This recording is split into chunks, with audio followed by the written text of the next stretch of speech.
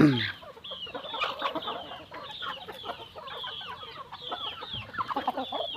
ប្អូនខ្លះគេថា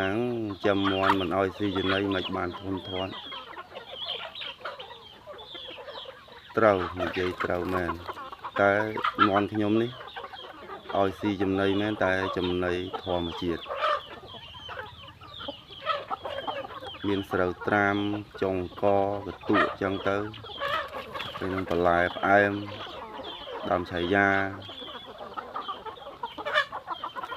អ្នកខ្លះថាមន់ស្រែខ្ញុំអត់ជឿមន់ស្រែមែនតែស៊ីចំណីបេ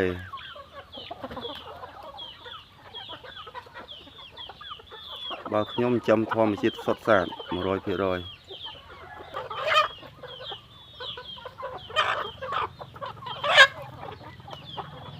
ចំណីធម្មជាតិ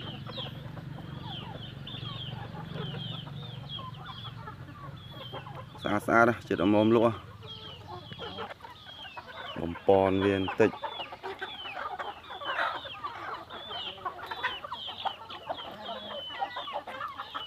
មួយប្រហែលជា1 គីឡូកន្លះមេរោពង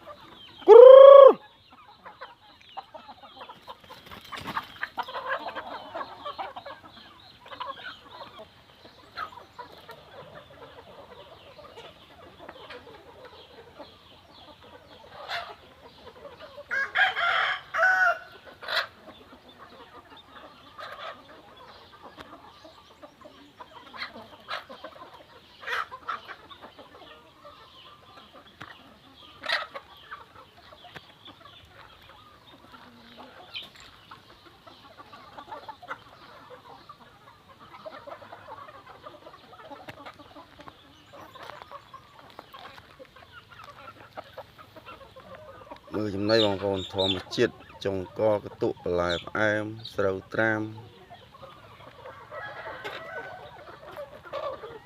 ថតសិតគីឡូដល់គីឡូពេញលក់